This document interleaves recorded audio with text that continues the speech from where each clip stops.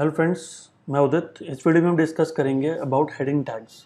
तो जैसे keyword research के बाद हमने सिलेक्शन किया, सिलेक्शन के बाद बेसिकली कुछ चीज़ें हमें बनानी पड़ती हैं, फिर हम उसको पेज में प्लेस करते हैं। तो पहले हमने टाइटल बनाया, फिर मेटा डिस्क्रिप्शन बनाया, फिर मेटा कीवर्ड्स की बात करी। अब हम बात कर रहे हैं जो बेसिकली पेज के अंदर यूज़र को विजिबल पार्ट होता है हेडिंग टैग्स की। तो हेडिंग टैग बेसिकली 6 टाइप के होते हैं: H1, H2, H3, H4, H5, H6। सबसे इंपॉर्टेंट, जैसे आपको स्क्रीन पर दिख रहा होगा कि जो मोस्ट इंपॉर्टेंट है वो H1 होता है और वो पेज में एक ही बार आता है। अब ऐसा नहीं है कि अगर बहुत इंपॉर्टेंट है, गूगल इसको वैल्यू दे रहा है, तो आप चार चार हेडिंग वन टैग्स डाल दोगे। एक पेज की एक ही हेडिंग हो सकती है, तो H1 जो है एक ही बार आएगा। अगर आप उसको more than one time use करते हो तो उसको बोलेंगे हेडिंग ओवर ऑप्टिमाइजेशन। ठीक है, अगर ओवर ऑप्टिमाइज करोगे किसी चीज़ को तो उसका पॉजिटिवली नेगेटिव इंपैक्ट आएगा वेबसाइट में, तो मेक श्योर यूज़ नहीं करनी। अब ये जो भी आप हेडिंग लिखोगे, ये कीवर्ड्स तो आएगा यहाँ पे, लेकिन कुछ थोड़ा बहुत इन्फॉर्मेटिव भी लगना चाहिए, क्योंकि ये पहली चीज़ है जो यूज़र को दिखती है। ठीक है, तो जो वो पर्पज़ से आ रहा है आपकी वेबसाइट में, जो उसके माइंड में चल रहा है, वो आपको हेडिंग वन में दिखाना है उसको, और कीवर्ड भी होना चाहिए उसके अंदर। ठीक है, और क्योंकि गूगल भी इसको रैंकिंग में कंसीडर करता है, तो उस पर्सपेक्टिव से भी बहुत इंपॉर्टेंट है। अब जब हम HTML की बात कर रहे थे कि HTML में 6 टैग्स होते हैं, तो हेडिंग टैग बेसिकली जब हम पेज में लगाएंगे तो स्टैटिक वेबसाइट में तो कोडिंग से ही लगता है, लेकिन डायनामिक वेबसाइट में हम जब हम पेज बनाते हैं वर्डप्रेस के अंदर, जो हम उसका टाइटल देते हैं वो ऑटोमेटिकली पेज के बैकएंड में H1 टैग में लग जाता है। ठीक है, तो H1 टैग कैसे देते हैं, इसको बोलते हैं arrow brackets H1 arrow bracket close. जो भी हमने इसके अंदर लिखना है वो यहाँ पे लिखेंगे इन प्लेस ऑफ डॉट्स। फिर HTML का जो भी टैग होता है, मेजॉरिटी ऑफ द टैग जो है वो स्लैश से एंड होते हैं। तो यहाँ पे आप देख रहे हो स्टार्टिंग और क्लोजिंग में फ़र्क है, सिर्फ स्लैश का फ़र्क है, तो क्लोजिंग विद स्लैश। तो ये तरीका बेसिकली H1 लिखने का। ऐसे ही हम 2 लिखेंगे तो यहाँ पे 1 को 2 कर देंगे, 3 कर देंगे, 4 कर देंगे, अप टू 6 तक कर सकते हैं हम। तो 6 HTML के जो हेडिंग टैग्स हैं वो टोटल 6 होते हैं।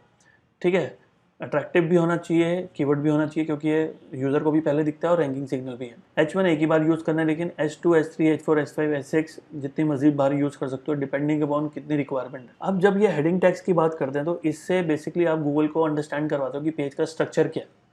अब जैसे इंपॉर्टेंट हेडिंग में व्हाट इज डिजिटल मार्केटिंग दे दिया, फिर H2 में दे दिया बेनिफिट्स ऑफ डिजिटल मार्केटिंग। ठीक है, अब H2 दोबारा भी यूज़ कर सकते हैं, जैसे लिखा है नंबर ऑफ टाइम्स, तो उसमें दे दिया डिजिटल मार्केटिंग सैलरी, फिर दे दिया डिजिटल मार्केटिंग स्कोप की बात कर सकते हैं। ठीक है, तो ये 3 हेडिंग्स हो गई। अब जैसे स्कोप की बात करी, स्कोप के अंदर फिर मैं बात करता हूँ स्कोप फॉर स्टूडेंट्स, तो हेडिंग 3 हो सकती है वहाँ पे। स्कोप फॉर एंटरप्रेन्योर्स, फिर हेडिंग 3 एक और हो सकती है। फिर एंटरप्रेन्योर के अंदर फिर मैंने लिखा job scope for startups, scope for small and medium enterprise, तो ये H4 में आ सकती है। तो बेसिकली आप देख लो मेन हेडिंग, फिर उसकी सब हेडिंग्स, फिर सब हेडिंग्स, फिर उसके नीचे और जितनी भी हेडिंग्स आएंगी, तो ये आपको सारे यूज़ करने हैं। अदरवाइज मेन हेडिंग एक बार आती है, सब हेडिंग्स फिर H2 आप बहुत बार दे सकते हो, फिर उसके अंदर अगर कोई सब हेडिंग है तो 3 दे सकते हो, उसके अंदर कोई सब हेडिंग है तो 4 दे सकते हो, अकॉर्डिंगली दे सकते हो। तो H1 H2 की SEO में बहुत ज़्यादा वैल्यू है। तो मेक श्योर गूगल को अंडरस्टैंड कराने के लिए वेबसाइट स्ट्रक्चर क्या है और आप क्या क्या इन्फॉर्मेशन दे रहे हो और क्या क्या हाईलाइट करके दिखाना चाहते हो, तो वो हेडिंग 1 और हेडिंग 2 के अंदर क्लियरली मेंशन होना चाहिए। तो जैसे अब हम चलते हैं किसी की वेबसाइट पे और वहाँ पे थोड़ा सा आइडिया लेते हैं। तो जैसे मैं डालता हूँ यहाँ पे रनिंग शूज़, जैसे अभी हमने किया था, तो हम इसी की वेबसाइट में देख लेते हैं कि इन्होंने क्या लगाया हुआ है। अमेज़ॉन ने लगाया हुआ है, फ्लिपकार्ट ने लगाया हुआ है, चेक करेंगे। ठीक है, फिर रनिंग वेयर हाउस, फिर इंफॉर्मेटिव लेते हैं कुछ, जैसे यहाँ पे how to create WordPress website. तो जो हमने ओपन किया वो देख लें एक बार, फ्लिपकार्ट। अब यहाँ से देखने में नहीं पता चलेगा, क्योंकि हर वेबसाइट के अंदर जो H1 का साइज़ है, ज़रूरी नहीं है कि बहुत बड़ा होता है, छोटा भी हो सकता है, लेकिन क्योंकि हेडिंग टैग लगा हुआ है उसमें H1 लगा हुआ है, तो उसको वैल्यू मिलती है। तो अगर मैं सोर्स कोड पे जाके देखूँ, सोर्स कोड मतलब कंट्रोल यू करोगे आप विंडोज से, और ऑप्शन कमांड यू करोगे आप मैक से, तो आप यहाँ पे आगे कंट्रोल F, फिर उसके बाद यहाँ लिखते हैं H1। तो आप देख रहे हो कि H1 एक ही बार स्टार्ट हो रहा है, ये स्टार्ट हो रहा है, और H1 किस चीज़ पे लगा हुआ है, यहाँ पे क्लोज हो रहा है। रनिंग शूज़ स्पोर्ट शूज़, दो जगह पे लगाया हुआ है इन्होंने, तो रनिंग शूज़ स्पोर्ट शूज़ ये लिखा देखो, रनिंग शूज़ स्पोर्ट शूज़, तो इस पे इन्होंने H1 लगाया हुआ है। ठीक है, अगर मैं बात करूँ H2 की, H2 भी है, तो यहाँ पे लिखा running shoes sport shoes price list. Running shoes sport shoes, ये H1, ये H2 नहीं है, दूसरा H2 देखते हैं। एक तो प्राइस लिस्ट पे लगाया हुआ है, दूसरा लगाया हुआ है wear your men's running shoes and hit the track with confidence. कहाँ पे लिखा है ये सब, ये तो प्रोडक्ट्स हो गए, नीचे कंटेंट के अंदर होगा, तो वेयर इज़ द कंटेंट, ये रहा कंटेंट। ठीक है, प्राइस लिस्ट ये H2 दिया हुआ है, विद कॉन्फिडेंस ये H2 दिया हुआ है, सब सेम साइज़ के हैं, सारे H2 होंगे, सारे H2। हेडिंग 3 देखते हैं, दिया हुआ 1 और 2 ज़्यादा इंपॉर्टेंट होते हैं, 3 नहीं दिया हुआ, 4 नहीं दिया हुआ, 5 नहीं दिया हुआ, 6 भी नहीं दिया हुआ। ठीक है, तो 1 और 2 यूज़ किया हुआ तो यूज़ कर सकते हो आप भी।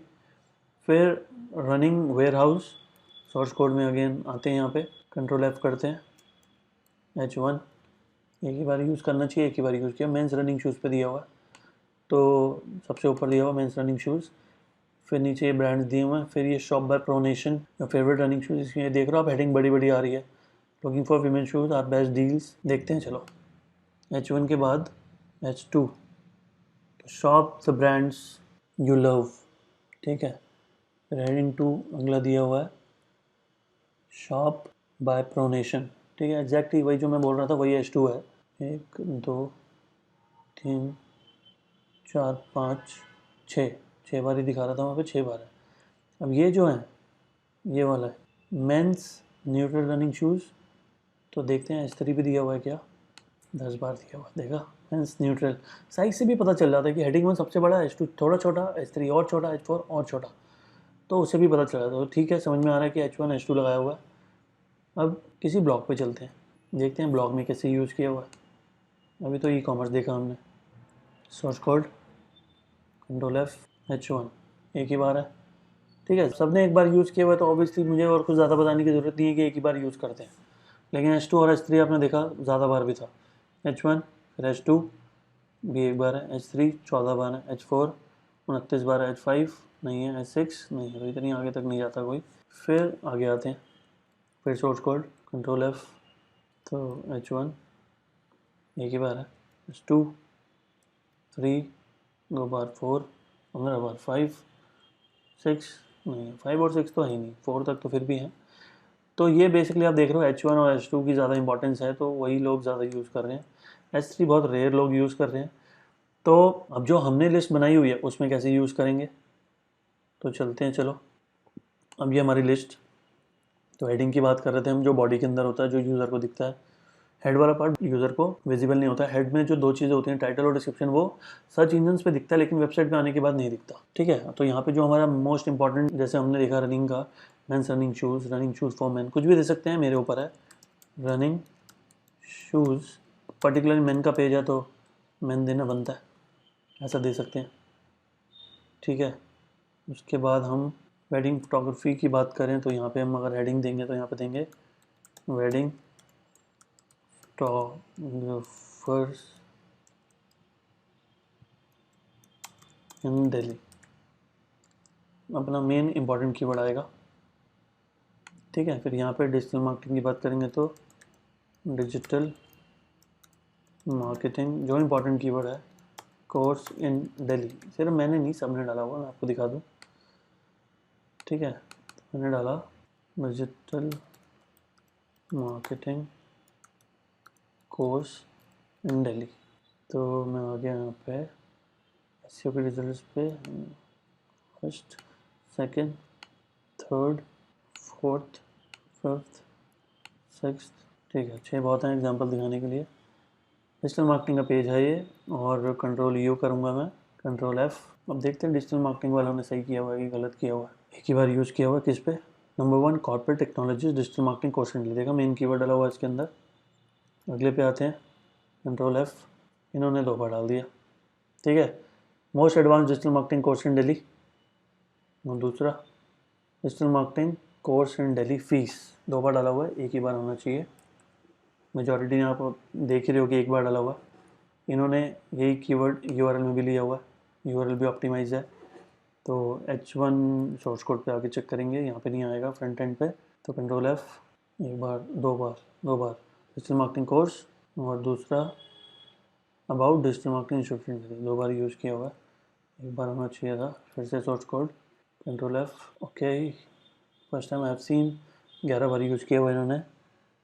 ठीक है, डिफरेंट डी का पार्ट, तो बेसिकली क्या होता है, कितनी बार ना लोग, उनके पास ना कुछ मतलब उनको सेटिंग नहीं आती होती है ज़्यादा, तो वो क्या करते हैं, उनको पता है कि H1 लगाएंगे तो बड़ा हो जाएगा, H2 लगाएंगे तो थोड़ा छोटा, H3 और छोटा, तो बेसिकली उनको ज़रूरत H1 की नहीं होती, उनको ज़रूरत होती है बड़ा दिखाने की। तो बड़ा दिखाने का जो शॉर्टकट है ना, वो भी है H1। किसी भी चीज़ पे H1 लगा दो, अपना जंबो साइज हो जाएगा, H2, H3, H4, H5, H6, ठीक है ना। नॉर्मल पैराग्राफ लगाओगे तो बेसिक कंटेंट, लेकिन 6, 5, 4, 3, 2, 1, ठीक है। तो इनका मुझे यही लग रहा है कि इनको H1 से ज़्यादा, अब देखो किस चीज़ पे H1 लगाया हुआ है, एंड पे, फिर अगला H1 किस पे लगाया हुआ है, सक्सेस स्टोरीज पे। तो मतलब मेन जो हेडिंग्स हैं, इसकी बात कर रहा हूँ मैं, जो मेन हेडिंग्स है, जैसे ये डिफरेंटली को पढ़ी है, जो बड़ा दिखाया हुआ है H1 है, ये जो इतना बड़ा दिखाया है ये भी H1 है, फिर ये एंड जो मैं बता रहा था ये भी H1 है, ठीक है।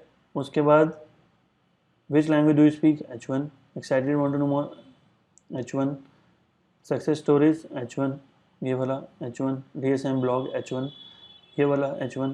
तो बेसिकली इन्होंने H1 का जो पर्पस होता है उस पर्पस को यूज़ नहीं करा, इन्होंने क्या किया, इन्होंने साइज़ के चक्कर में ले लिया, ठीक है। गलत है ये चीज़।